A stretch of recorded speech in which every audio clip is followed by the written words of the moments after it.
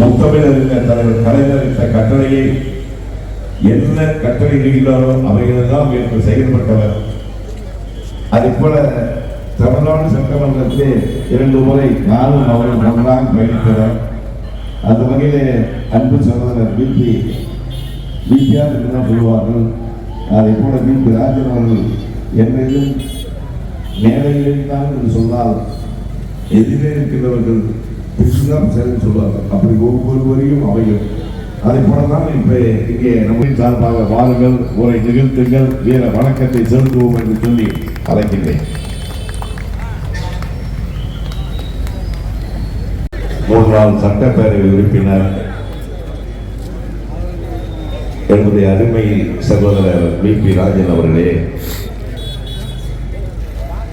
உரையாற்றி அமர்ந்திருக்கின்ற என் அன்பிற்கினிய சகோதரி முனைவர் திவ்யா அவர்களே, குடியாத்தம் பாரி அவர்களே,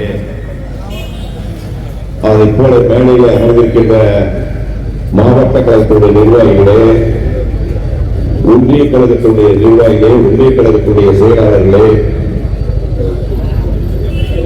அதை போல இந்த இனிய கூட்டத்திற்கு வருகை வந்து சிறப்பு சேர்த்துக் கொண்டிருக்கின்ற மாணவரணி சேர்ந்த அன்புக்குரிய நண்பர்களே,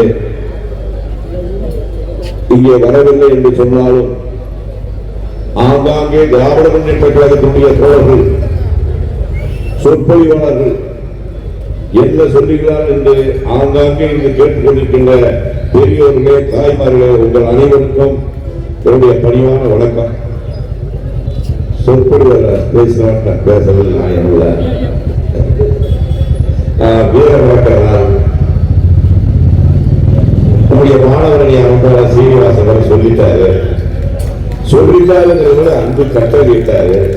10 நிமிஷம் பேசணுங்க. நான் என்ன பேசுறதுன்னு தெரியல, வந்து நிக்கிறேன். வீர வணக்கத்தை செலுத்துவோம். இந்த வீர வணக்கம் செலுத்துகின்ற நாள் என்று சொன்னால், ஒரு மொழி இருக்கிறது என்று சொன்னால் அந்த மொழிக்காக உயிர் கொடுக்கக்கூடிய இதுன்னு சொன்னால் அது தமிழ் மொழிக்காக இருக்கக்கூடிய தமிழர்கள் மட்டும்தான். தன் தாய் மொழிக்காக ஒரு இன்னல் வருகிறது என்று சொன்னால் தன் உயிரையே கொடுக்கக்கூடிய ஒரு இனம் என்று சொன்னால் அது தமிழ் இனம். அந்த வகையிலே இன்னைக்கு நம்முடைய தாய் மொழிக்காக உயிர் என்றுக்கெல்லாம் வீர வணக்கம் செலுத்திக் கொண்டிய நாள் இது. நம்முடைய திராவிட முன்னேற்ற கழகம் தொடர்ந்து வருடாவதும் ஜனவரி 26ஆம் நாள் இந்த வீர வணக்கத்தை நாம் செலுத்திக் கொண்டிருக்கின்றோம். அந்த வகையிலே கிழக்கு மாவட்ட கழகத்தின் சார்பாக இன்றைக்கு இந்த வீர வணக்கத்தை செலுத்துகின்ற போது தமிழகத்திற்கும் இன்றைக்கு ஆங்காங்கே ஏறத்தாழ 100க்கும் மேற்பட்ட இடங்களிலே, இன்னும் சொல்ல போனால் நம்முடைய உயிரிழப்பு மேலான தலைவர் தளபதி உள்ளிட்ட பொதுக்கூட்டங்களை பேசி இன்னைக்கு வீர வணக்கத்தை செலுத்திக் கொண்டிருக்கின்றோம். அந்த வகையிலே நாமும் இந்த வீர வணக்கத்தை செலுத்துகின்றோம். இப்பொழுது பேசணும், பேச சொல்லிட்டாங்க. நான் பேச வேணாம் தான் இருந்தேன். ஏன்னா மழை பெய்யுது, நீங்க குழுவுக்கு போகிறீங்க, அதனால நீங்க சீக்கிரம் போகணும்னு நினைச்சுதான் நான் வேண்டாம் முதல்லயே பேசி அவரை பேசுங்கன்னு சொன்னேன். அதனாலதான் நம்முடைய குடியாத்த பாரிய 10 நிமிஷம் பேசுங்க போதும்னு சொன்னேன். அதே போல நம்முடைய முனைவர் திவ்யாங்க, அம்மா கொஞ்சம் சீக்கிரம் முடிச்சுக்கோமா, மழை பெய்யுது, தேர்தல் காலகட்டம், தேர்தலுக்கு அதுக்கு வேலை செய்யணும், இதுதான் சாக்கணும். மழைன்னு சொன்னா மழை பெய்ஞ்சு கைப்பாடுன்னு சொல்லிவிடுவாங்க. அதுக்கு ஒரு நாள் லீவு கேட்டுவாங்க. முடியாதப்பா நீ சீக்கிரம் முடிச்சுக்குமான்னு சொல்றேன். அந்த வகையில் அவங்களும் சீக்கிரம் கொடுத்தாங்க. என்ன பேச விட்டுருக்காங்க, என்ன பேசுறது. நான் பேசுறதுக்கு நம்முடைய அறிவு சகோதரர் பிபிஆர் சொன்னார். சேலம் மாவட்டத்திலே 11 தொகுதி. நான் ஒரு பேசுறதை வைத்து ஒட்டி பேசுறேன். 11 சட்டமன்ற தொகுதி என்று சொன்னார் உண்மை. 11 சட்டமன்ற தொகுதியிலே ஒரு தொகுதி தான் நீங்கள் வெற்றி பெற்றீர்கள் என்று சுட்டி காட்டினார் உண்மை. 10 தொகுதி வெற்றி பெறவில்லை என்று சொன்னார், அது இல்லை, வெற்றி பெற்று. அப்படி ஏன் சட்டமன்ற உறுப்பினர்கள் இல்லை என்று கேட்பார். ஏனும் அவங்க சட்டமன்ற உறுப்பினராக இருந்தார். நான் சொல்லுகின்றேன், எங்களுடைய நண்பர்கள் எங்களுடைய கழகத்துடைய நிர்வாகிகள் தேர்தல் பணியிலே தொடக்கம் காட்டியவர்கள். ஏனென்று சொன்னால் வீரபாண்டியார் வளர்க்கப்பட்டவர்கள் தான் இருக்கக்கூடிய நிர்வாகிகள். தேர்தல் பணி எவ்வாறு ஆக்க வேண்டும் என்பது ஒரு மீன்குட்டிக்கு நீச்சல் கற்று தருவதை போல எங்களுடைய சேலம் மாவட்ட கழகத்திற்கு தோழர்களுக்கு நீச்சல் கற்று தர வேண்டிய அவசியம் இல்லை.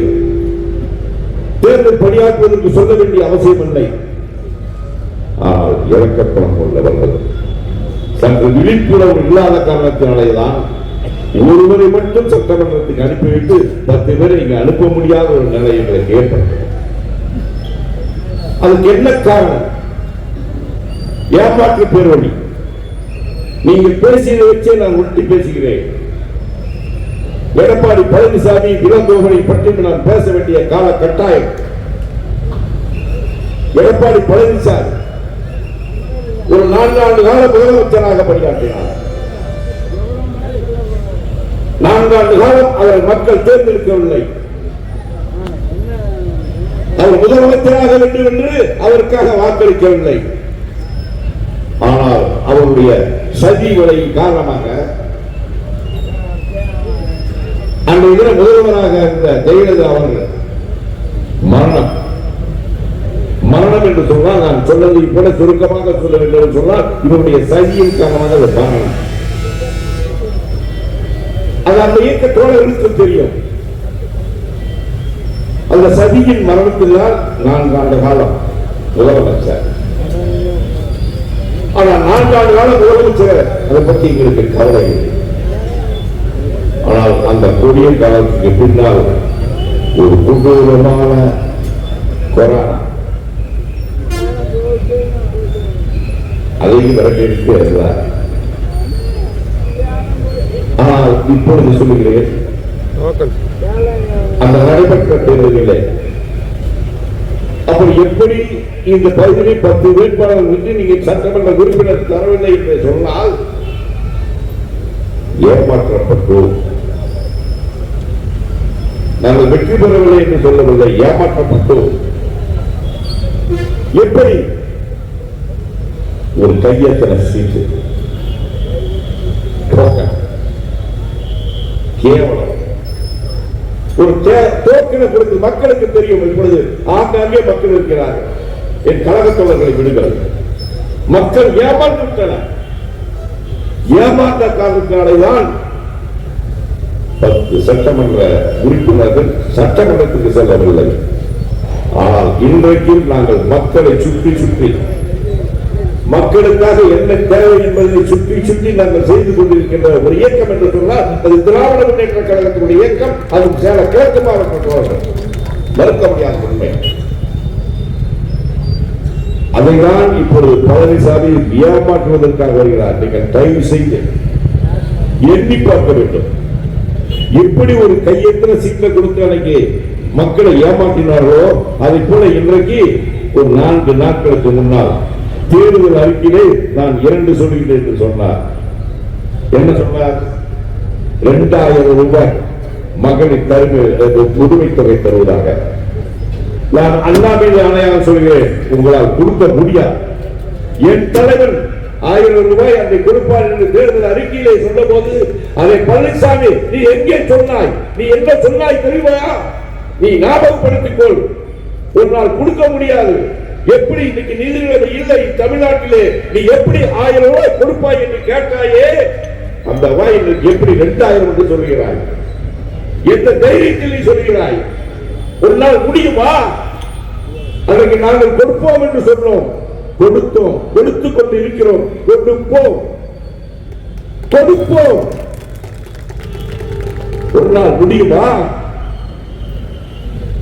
இப்ப சொன்னார் திராவிட முன்னேற்ற கழக ஆட்சி, தலைவர்களுடைய ஆட்சி தொடர வேண்டும் என்று சொன்னார். நான் சொல்லுகிறேன், என் அன்பு நண்பர் விபி ராஜன் அவர்கள் சொல்கிறேன், தொடரும் தொடர வேண்டும் அல்ல, தொடரும். திராவிட முன்னேற்ற கழக ஆட்சி தொடரும். எங்களுடைய தளபதி முத்துவேல் கருணாநிதி ஸ்டாலினுடைய ஆட்சி தொடரும். பழனிசாமிக்கு முடியாது. அதனாலதான் எங்கெங்கோ இருக்கின்றவர்கள் நேற்று சண்டை போட்டவர்களாம் சொல்லுகிறார்கள் எங்களுக்கு பங்காளி சண்டை என்று. உங்களுக்கு பங்காளி சண்டையா? நான் சொல்லுகிறேன், சத்தியமா உங்களுக்கு பங்காளி சண்டை இல்ல. அங்க இருந்து உங்களுக்கு பங்கு போட சண்டைடா. பண்றாங்களா முட்டாளா? நாங்க என்ன மறைகளா? நீங்க பங்காளி சண்டை இல்ல, பங்கு போடுவதற்கு சண்டை. பங்கு போட முடியாதற்கு சண்டை விட்டீர்கள். இன்றைக்கு மீண்டும் நான் ஏமாந்தால் பங்குகளுக்காக ஒன்று கூடுகிறீர்கள். இது நடக்காது. இது திராவிட முன்னேற்ற கழகம் ஒவ்வொரு தொண்டரும் இன்னைக்கு புரிந்து கொண்டிருக்கிறார் உங்களுடைய நிலைமையை. நீங்கள் எதற்காக கூட்டு சேர்க்கிறீர்கள் என்பதை நாங்கள் நன்கு அறிந்தவர்கள். நிச்சயமாக விட மாட்டோம். இன்னும் சொல்ல போல என் அருமை நண்பர் சொன்னார், 21 இயக்கங்கள் இன்றைக்கு நாங்கள் தோல்வி கட்சி என்று சொன்னார்கள்.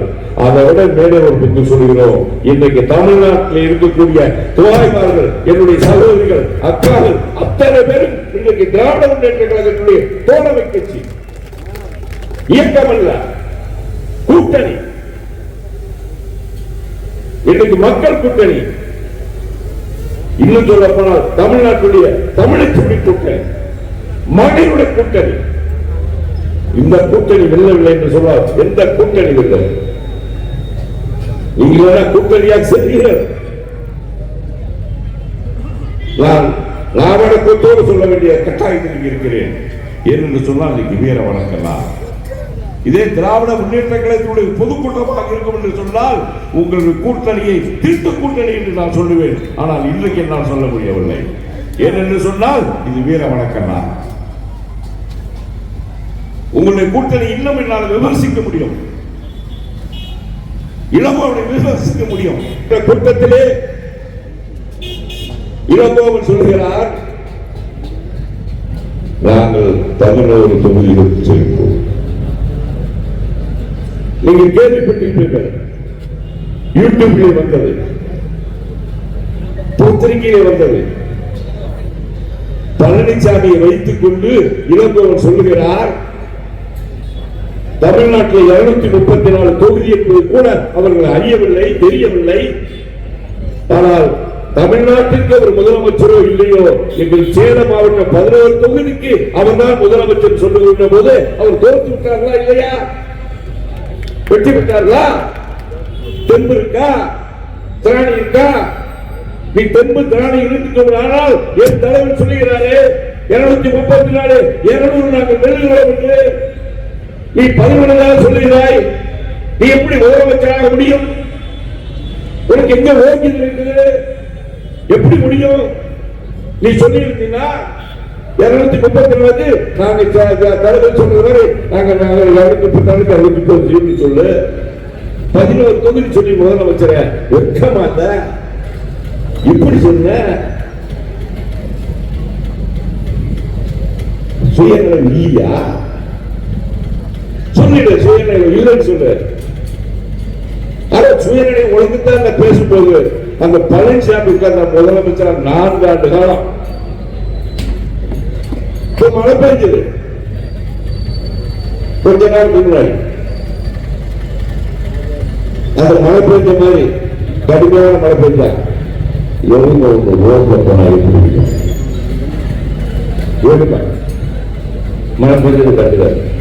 அந்த மாதிரி இளங்கோ பேசுறத இந்த பழனிசாமி 11 தொகுதி சொல்றதோட ஒரு முறைக்கு சொல்றா உணர்ச்சி சொல்லியா 11 தொகுதி சொல்லாதியா 214 சொல்லியா எப்படியா 11 தொகுதி இருக்குது முதலமைச்சர் சொல்லி யோசிச்சு இருக்குதா? உணர்ச்சி இருக்குதா? ஒரு உணர்ச்சி இல்லாத சொல்லக்கூடாது.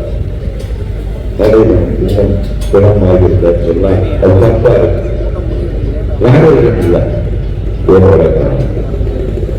கொடுத்த வேலையல்ல.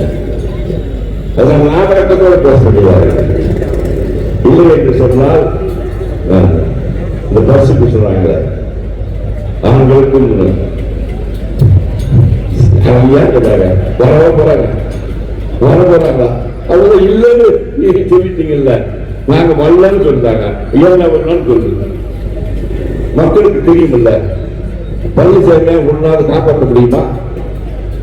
முடியுமா? நீ 10 10 இவங்க ஒன்னா இருக்கும்போது தங்கமணி வேலுமணி எல்லா மணியும் ஒன்னா இருந்தது. இப்ப எந்த மணியும் இல்லை. அவங்க மணி மட்டும்தான் இருக்கு. அந்த மணிதான் இருக்கு. ஆனா வெளி விடுவாங்க வர மாட்டாங்க. வெளி விடுவாங்க இல்ல. தங்கமணி ஒரு பக்கம் இருக்குது. இப்ப பாருங்க செங்கோட்டையும் இருந்தா மாட்டேன். செங்கோட்டையோட செங்கோட்டை போயிடுச்சுல்ல. இதுலயே ஒரு அறிகுறி இல்லையா? உனக்கு இந்திய சூடு சொரண வேணாம். ஒரு முதலமைச்சர் சூடு சொரண வேணாம். இங்க இருக்கிறது கூட சொல்லுவாங்க சிரிக்கிறாங்க. எந்த விதத்துல எப்படி நீ வருவ? நீ முதல்ல எடப்பாடி தொகுதியில் செய்ய பார்க்கலாம். நீ எடப்பாடி தொகுதியில் தடவை செய்யணும்னு நான் சொல்றேன்.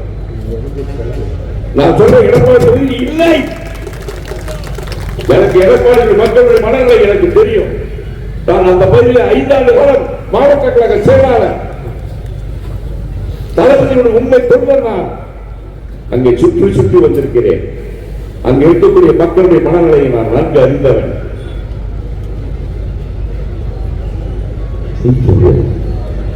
26,000 வித்தியாசத்தில் திராவிட முன்னேற்ற கழகம் உதயசூரியன் எடப்பாடி எழுதி வச்சுங்க. இந்த எடப்பாடி ஓடியும் இல்ல. எத்தனை ஓடி வந்தாலும் இந்த தமிழகத்திலே கால் உண முடியாது. எத்தனை அமித்ஷா வந்தாலும் முடியாது. எடப்பாடியாவது மோடியாவது அப்படின்ட்டாங்க. சிங்கமில்ல மக்கள் மோடி சொல்ற ஒரு நாட்டினுடைய பிரதம அமைச்சர். நான் நாடகத்தோடு சொல்றேன். ஒரு பிரதம அமைச்சர் தமிழ்நாட்டுக்கு வர்ற, நீ தமிழ்நாட்டில் வந்து ஒரு பிரதம அமைச்சராக இருக்கிற, ஒரு 10 ஆண்டு காலம் இருக்கிற, இப்படி எழுதிட்டு இருக்கிற, நீ நியாயமா வரல, நீ நியாயமா வெற்றி பெறல, ஏதோ சூழ்நிலை வெற்றி பெற்ற, நாட்டை பிடிச்ச, நாட்டை ஆண்டுட்டு இருக்க, ஆண்டுகோ. ஆனா வந்தல்ல தமிழ்நாட்டுக்கு, முதலாட்டுக்கு வந்தல்ல, மேலே எங்கல்ல, என்ன சொன்ன? அதுதான் வந்து ஒரு பிரைம் மினிஸ்டர் வந்து திமுகவை அகற்ற வேண்டிய காலம் வந்துவிட்டது. பாதி முடியுமா? திராவிட முன்னேற்ற கழகம் இன்னைக்கு உலகத்தில் உள்ள இந்தியாவை எடுத்துக் கொண்டு சொன்னால், மோடி அவர்களே உங்களுக்கு தெரியாது, 75 ஆண்டு காலம் ஒரு இயக்கம் இருக்கிறது என்று சொன்னால், கட்டுக்கோப்பாக இருக்கிறது என்று சொன்னால், அது திராவிட முன்னேற்ற கழகம். அதை முதல் நீ தெரிஞ்சுக்க. நீ பிரதம அமைச்சராக இருக்க வேண்டாம், அப்புறம் பார்த்துக்கலாம். நீ வந்து நாட்டு மக்களுக்கு என்ன சொன்ன? நாங்க கேட்டோமே, மதுரைக்கு மெட்ரோ ரயில் குழு, கோயம்புத்தூருக்கு குழு, அதை பத்தி பேசுறியா? எங்களோட துணை முதலமைச்சர், எங்கள் அன்பு சகோதரர் உதயநிதி ஸ்டாலின் ஒரு செங்கல் போய் சொன்னாரு. இன்னும் உங்களுக்கு உணர்வாகி 5 ஆண்டு காலம் ஆகி 5 வருஷம் ஆகி கூட அது கட்டணத்தை கட்ட யோக்கியது இல்ல. தமிழ்நாட்டில் நீங்க மருந்து போயிட்டு ஐயா, எங்க மோடி இதுல தமிழ்நாட்டுக்கு தெரியாதா?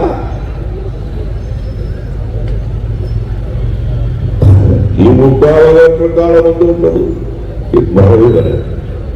நீங்க முடிஞ்சு போற காலம் வருது, விரைவில்.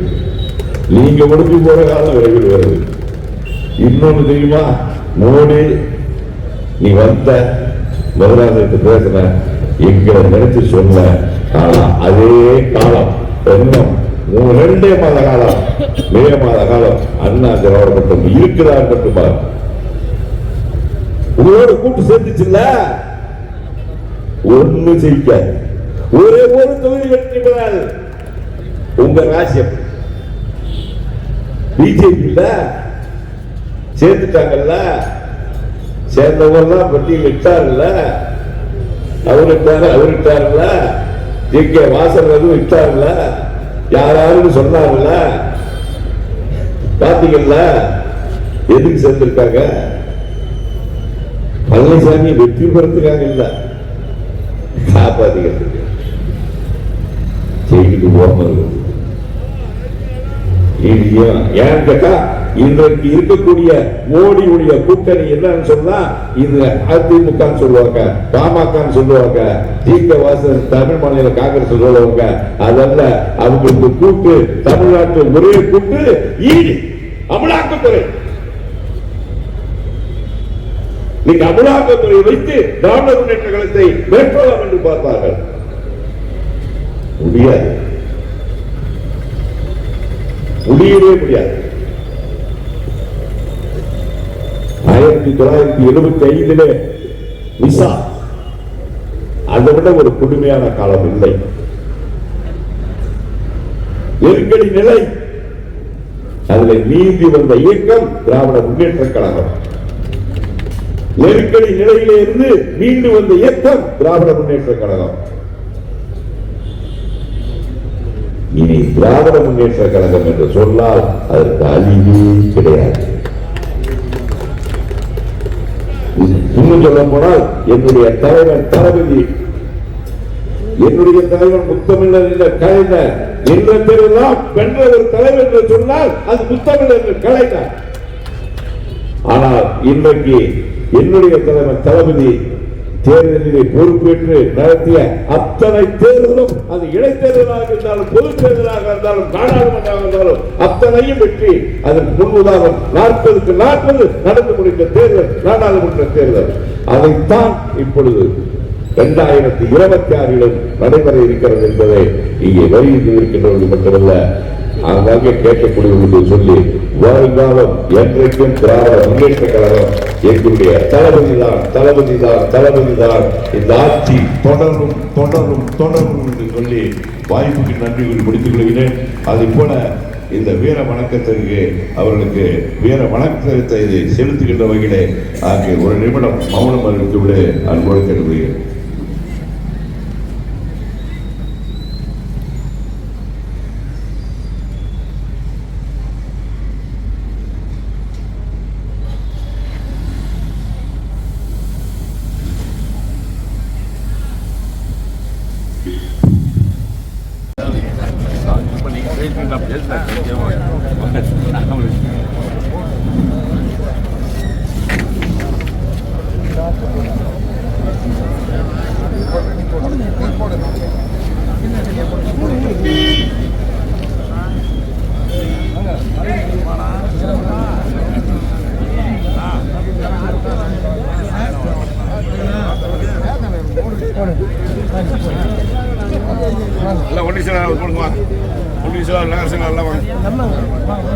அனிதா அடி அப்பளர்ல வாங்க.